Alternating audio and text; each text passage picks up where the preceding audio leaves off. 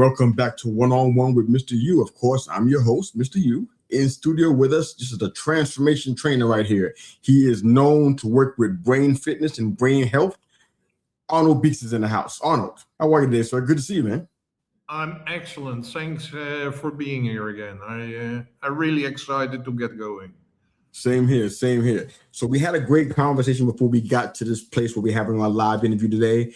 And you said some amazing things. I want to kind of flesh all that stuff out of you because I think all people need to hear what's going on inside here sometimes. So one of the things that you discuss a lot is you said that our brains are being downgraded. I want to kind of get into that. But before we do that, I'd love for you to share a little bit about your background, kind of share a little bit about your childhood, where you came from, how you got from that place to the person you are today. Share that briefly if you can. Go ahead. Well, it's not easy to do that short if you're as old as I am. It's okay. You got time. But I grew up in a family where my father was a military officer. Okay. And he was extremely authoritarian. I would say at home it was even worse than at work. And that had an impact on everybody in the family, his wife, the children, everybody. And there was only one way, and that was his way. And that meant that there was never... Well, I recently discussed with my sister. I said, can you recall that at some point in time, I did get a compliment from my father? And she said, no. Oh, wow. Neither could I. So, and neither could I as it regard my sister. So we grew up in extremely hard environment, non-stop criticism. And that made me feel, and it's still not 100% out of my system yet, I easily feel not good enough. Wow. So that is the environment where I grew up. Now in hindsight, but I didn't know it then, obviously, because now there's a lot of data, there's research, there's stuff about mental health, mental illnesses, etc. But when I grew up, that stuff didn't exist. There was no internet. There was no stuff. So there's no way you could know. But if I look now back, I would say both my parents and both my younger brother and sister would now be labeled with a mental illness. I'm pretty sure about that. Wow, that's incredible. And some people might say I'm crazy as well, but it's like I distracted myself by trying my best to do 200% what my father required me to do. And that is why, well, that has a positive side because I'm really, really very good in discipline. And I'm really, really good in figuring things out myself and working on and learning, constantly learning and growing and improving and improving and improving. That has the dark side as well. But the positive thing is that, yeah, I developed that because I had to make sure that my father was not angry. Incredible, man. There's so many things about your story I want to get into because I know that you talk a lot about brain fitness and you have some concerns about society as a whole. I want to get into all of those things because it's so important to talk about that. Personally speaking, and you can get into as much of this as you want to, you dealt with depression, you dealt with areas where you had kind of life hit you, divorce, you faced off against addiction, things like that. Can you speak to the people who are listening or watching that may still be facing off against those issues they're still dealing with and they haven't conquered them yet? How would you encourage them based on what you learned about yourself through coming through those trials and struggles? Can you speak to that a little bit to the listeners and the viewers for us? Yes, and I would say you are not sick. There is nothing wrong with you. It's not your fault. I'm going to repeat, it's not your fault. it's the fault of conditioning in our society, about other people, about the environment, which has an impact on you. And the result is that you most likely, including myself, felt lousy and like I'm repeating myself, not feeling good enough most of the time. That doesn't mean that I am not good enough. It is what I thought I'm not good enough because I was not criticized. And that was not only when I was living at home and later on when I got out of the house and my father was still alive, whatever. It didn't change. So I had a very successful career in the corporate world, people would say, but he never said, "Oh, Arnold, that's well done." So it's an ongoing thing, but it's like, I would say, don't believe the people who have a judgment and an opinion about you. There is nothing wrong with you, and we all have unlimited potential. The limitations are only in our own head. You should throw away those limitations and you will be amazed at what you can do. You will be amazed about, like, I had no effing clue that I could do these things. Yeah. And it's like, all of these things are like, that's why I use the word straitjackets, but we wear invisible straitjackets. So if I don't know I'm wearing a straitjacket, then it limits me, but I don't know why. Gotcha. You mentioned something about the straitjackets. I think you mentioned 3 specific areas. I want to get into those when we talk about invisible conditioning, because I totally agree with what you're saying about the conditioning. I know it's a real thing. It is, for the most part, invisible. You mentioned parents, culture, and you mentioned industry. Can you share some examples of each one and how those can be straitjackets for people? Think you can tackle that one? Yeah, and I would like to add media to that. Sure, good idea. Media as well, good idea. Arnold, go ahead. So let's start with parents. What I just shared about my parents, it had an impact on me, on my environment, on my family, but also on my sister, on my brother, on my mother. Yeah, so it's like, and it doesn't mean what these people say or do that's true. And that is, and let me go straight into something, is that I felt never loved. I don't know what it is to feel love, because my first coach, actually, and this is about 25 years ago, he said, "Arnold, you're the man who grew up without love." And I can totally relate to that now, but it was a long part of it. But it's not that I hate my father passed away 25 years ago, but it's like, it's not that I hate him or I disgust him or whatever. It's like, he did his best to the best of his abilities.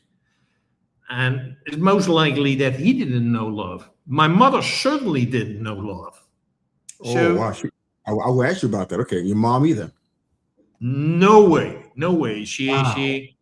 Yeah, so it's like, that's the environment in which I grew up, but it's like, it doesn't mean that they were horrible people, or it doesn't mean that they had bad intent. It was like, you cannot share what you don't know. You cannot share what you don't have. Yeah, so makes sense. And it's like, I grew up in what you could say mental and emotional abuse. The people who grow up in an environment with physical abuse, whatever. But this got nothing to do with you. How hard this sounds simple, and I know it's not. Yeah, but it's like, it's got to do something with the other person rather than with you. That makes sense. That makes sense. So, what was your next time was society, right? Right. Culture, industry, and media. Culture is society. Is like, actually, that's the reason why they push us to go to education. They're going to push you to go to school. Yeah?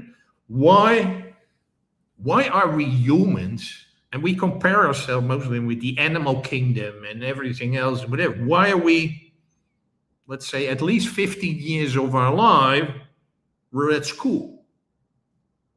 Why are we at school? Because we're conditioned there to be obedient, conformistic people, and to learn that you exactly do what someone else tells you to do, and only to tell you that you are a good person if you do exactly what another person wants you to do. And that is what I call living someone else's life. You're not living your own life. You're living the life of someone else. Yeah, I live the life of my father mainly, and then you live the life of your teachers. Then you live the life of your bosses. Yeah, so it's like everything is like, when are you, Arnold, Youssef, when are you okay? When you do exactly what the other person tells you to do. Yeah? When you meet their requirements, then you are okay. But that means I'm not living my own life. I'm living someone else's life. Absolutely. Absolutely. That's definitely a challenge, man. Definitely. You mentioned something. I want you to share this with our audience because I want to hear this again. You said you were very, very concerned about society. Tell us why.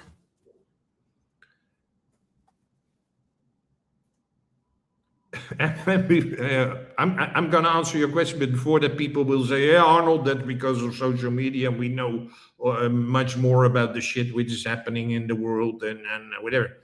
That's partly true. That's partly true. But the main thing is that,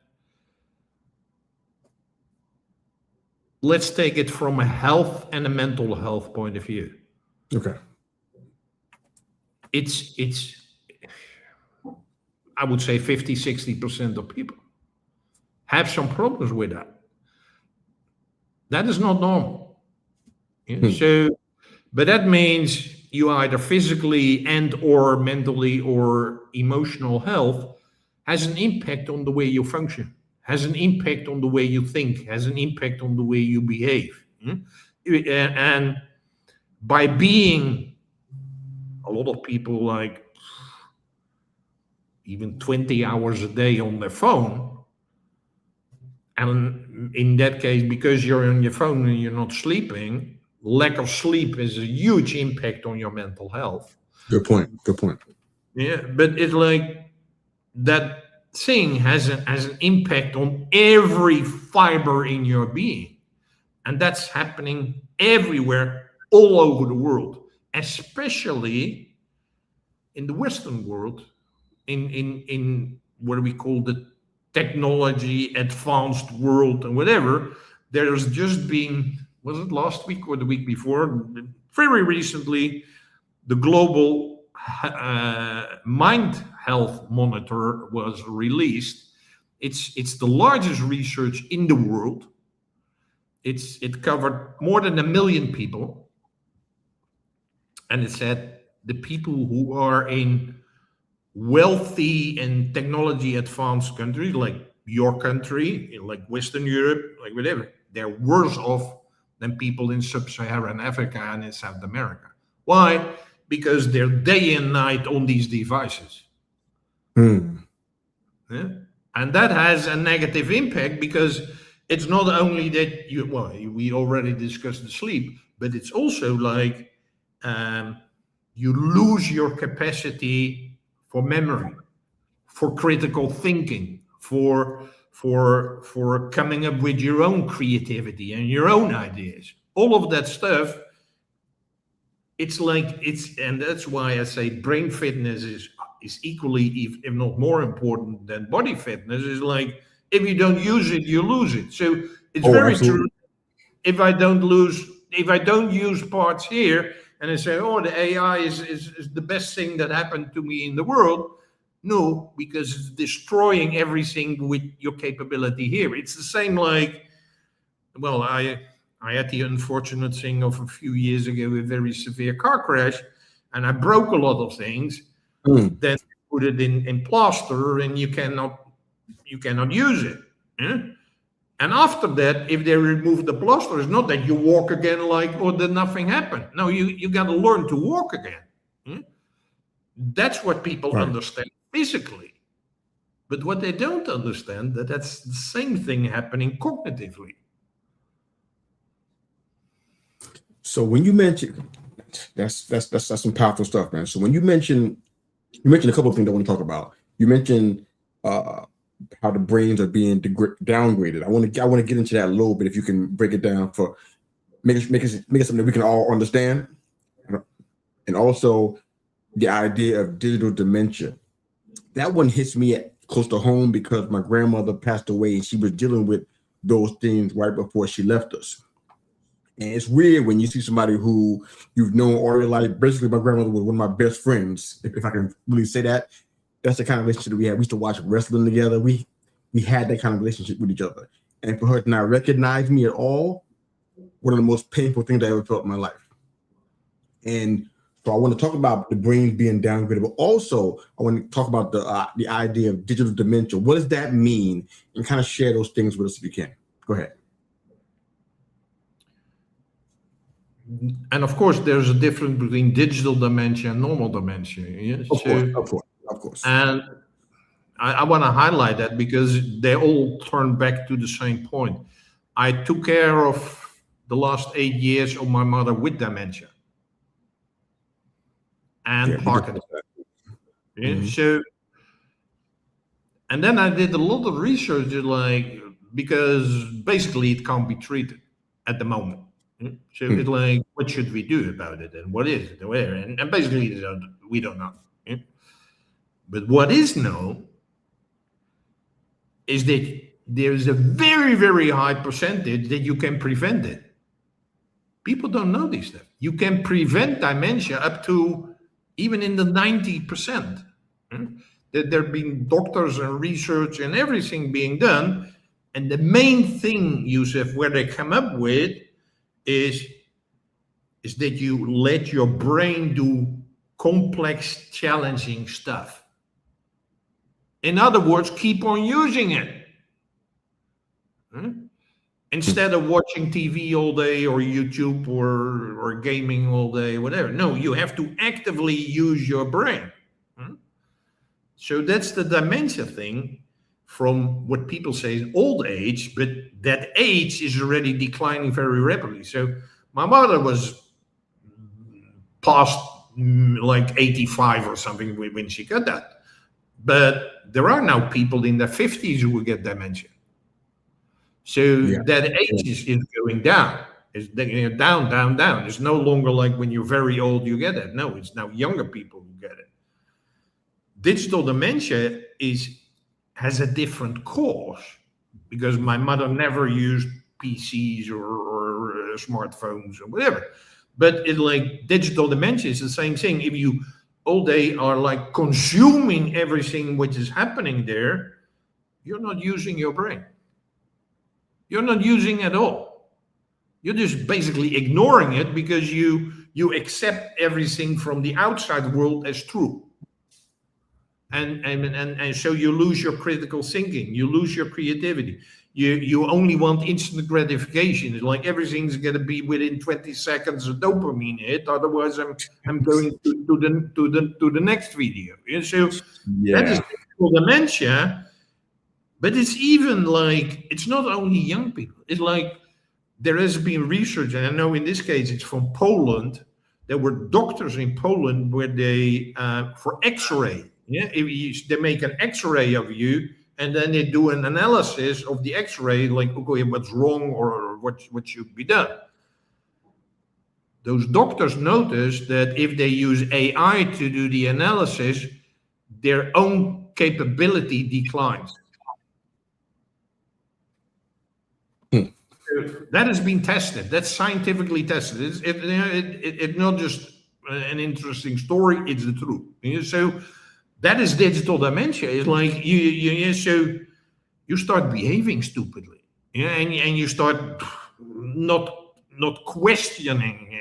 I think in today's society, what we need is critical thinking and questioning our leaders, because they make terrible decisions. And so we should be capable of doing it, but if we are day and night on our phone, we can't, because we we basically put our brain in the Stone Age, and so it like that is not good. So it's like there's serious repercussions for your brain, just as with your body. If you don't use it, you lose it, and that is happening right now.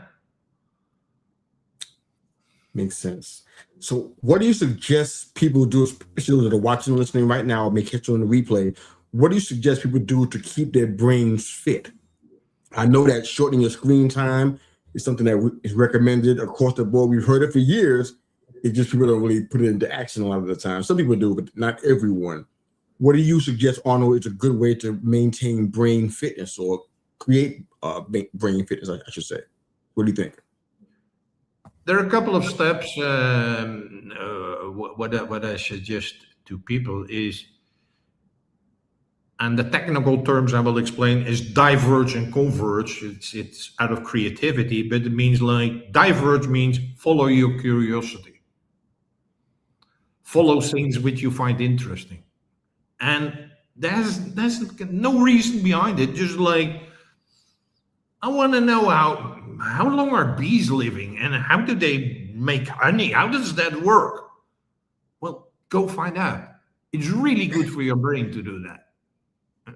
Okay. That's diverge, and it can be anything. It's like I want to understand whether horse riding is something for me. Well, go and do it. Try it. So that's the diverge, and out of the diverge comes the converge. Converge is bringing things together. It's like create something, and create something. It doesn't have to be like a business or a painting or whatever. That's super. Or a startup. All these things are really super, but it could also be create a new ingredient, use a new ingredient in your meal. Go have a different walk, go to different streets where you never been. I'm setting this up now. Go live in another country. You did that, man. I got questions about that. You did that, I think, 4 different countries and didn't speak the language. Why did you put yourself through that? Help me understand. It has to be lonely and almost intimidating to be in a country where you don't speak the language and everybody else does. Why did you put yourself in that situation? Well, there's a positive and a negative reason. The positive reason is exactly like when I worked in the corporate world, I had at some point in time European and global responsibilities, meaning I was a lot in the plane. Throughout mostly Western Europe, and once a month I was in the US, while I was based in the Netherlands. And then I had like, okay, you in a plane, you go to the airport, you rent a car, you take a taxi, you go to your hotel, from the hotel to the office, and then the opposite thing. It's like, it's nice, I loved it, but it's like, I want to live in another country for a while. How is it to live in the US? How is it to live in other countries? Like, so I wanted to get that experience. At that point in time, for reasons outside of my own influence, it didn't happen. But 10 years ago, well, I was totally broke. And I went to the social benefit system in the Netherlands, and I said, hey guys, I'm totally broke, I got nothing anymore. Well, you still get some money. I said, okay, but you still got money in your own retirement fund, so you got to use that. We don't give you any money. Oh, thank you very much, Dutch government. So okay, I was totally pissed off. So it like, I had to take off that. I took the money out of the retirement fund and I said, I'm gone. I'm now doing what I already wanted earlier. I'm out of this country. So, and that's when I first ended up a few months in Vietnam, and then I ended up more than a year in Budapest and Hungary, which I loved. It's really, really, really nice experience. And that's what I like to continue, is like, but then I had to go back to take care of my mother, what I already told, and my mother passed away a few years ago, and then I had to settle everything, And then I'm like, okay, I'm gone to another country. Which meant, so I first was in Vietnam, in Ho Chi Minh City, then in Budapest in Hungary, then in Cluj in Romania, and I just arrived 2 weeks ago in Paraguay. Okay. So, and I love it. It's like, it's so nice to see other climates, other cultures, other people, other things working in a different way. It links to that curiosity. It also is like, hey, if you traveling world a lot, meet different cultures and people, you get more respect for other people. You get more respect for how things are done, and you more understand why things are not working or things are working. Yeah, and it's like, it's really beautiful. It's really, really nice. Yeah, so I can tell you're pretty well-rounded, man, because of that. I can tell. yeah, it's like, well, I'm currently in that phase, so it sounds simple. Well, if you get a couple of million on the bank, then everything is simple and easy. Yeah, but like, I don't have that. Yeah, so it's like, I came here because I had to get residency and an ID and the process. Okay, fine. So I was in a hotel, and then I couldn't find anything. So now I'm in an Airbnb, but in 2 weeks it will stop. But it's not like I'm going home because I have no home. So if You I have don't no home. if I don't do anything, there is no home. So what are you going to do? You don't speak the language. Well, I don't speak the English yet. I want to learn it here. It's Spanish in most of South America. And they're like, well, you got to figure it out. You got to connect with people. You got to do your research. You got to ask. You got to do this. Yeah. So it's like, you got to build up a network. Yeah? But all of these things are not happening. If I just sit here in my apartment and it's like, oh, I'm lonely and nothing is happening. No, you got to get out. Yeah. Yeah. And you got to talk to strangers. And even strangers who have no clue what you're saying. So it's like, yeah. No clue. You're a standout guy, man. Thank you for being on our show, man. Definitely want to hear more about the conditioning, because we all deal with that. We just don't know it's happening sometimes. So you are definitely shining a light on this, and thank you for doing that. I want to ask you this last thing, that I want to give you a few minutes to kind of just speak to our audience, share what's on your heart, how you want to encourage the viewers and listeners who are listening to your episode with us today. But also, in doing that, I also want you to kind of share how you specifically want to be remembered at the end of the day.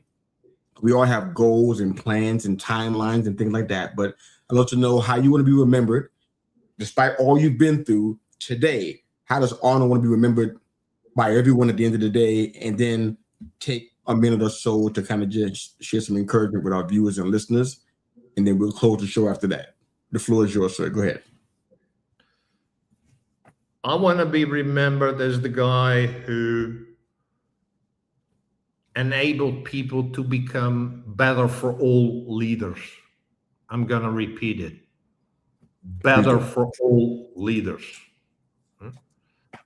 It sounds simple. It's not simple. It's something which is urgently needed, because we see at business level, at societal level, at government level, at military level, they're not better for all, they're better for themselves. So I hope that what I'm trying to do by using people's potential, and you, our audience, your potential is totally unlimited if you let go of the straitjackets, and I can help you with that, is to focus on better for all. Yeah? Making things which are better for all, for you, for me, for the community, for the environment, for the ecosystem in which we are part of. Excellent. Then your next question was, what do I would like to leave the audience with? There's three things. There's three things. Number one, be kind, especially to yourself, because we have this voice inside of us I have it as well. Unfortunately, we call the inner critic. Oh yeah. It's really terrible. It's really terrible. So we got to learn to manage our inner critic and let it become an inner cheerleader. So be kind to yourself. Only if you're first kind to yourself, you can be kind to other people. The next one is like, be imaginative. Okay, I like that. Yeah. So imagine a better world. Imagine where everybody's nice to each other, where everybody is helping each other, where everybody is like seen and heard, where everybody is really, really themselves. You're living your own life instead of the life of someone else. Yeah. Yeah, that's You're living rough. your own life. Yeah? So, and the third one is be unique. You, Yusuf, Arnold, everyone who's watching or listening, you are unique. You're not the same as anybody else on this planet. Absolutely. Yeah? So use that uniqueness. And with your uniqueness is needed to make this world a better place for all of us. Thank you, sir. Your transformational trainer, Arnold Beekes. Thanks for joining us here, sir. You can find him at braingym.fitness. I'm sure he's happy to talk with you about brain athletics and brain health. He's very committed to mental health, so definitely reach out to him, braingym.fitness. And of course, I'm sure you can find him on social media as well. Arnold Beekes, thank you very much, sir, for being a part of this conversation. We needed to go here. We need to hear about what's going on in our brain. We spend all the time at the gym and our brains are suffering as a result. So we definitely need to make sure we take care of that. Because when we lose that, nothing else really matters. We've seen that played out in our family's life and in the lives of others too. So thanks for being a part of the conversation, sir. Thank you. Have a great day, everybody. That's Arnold Beekes. I'm Mr. U. We're out of here. Have a good day.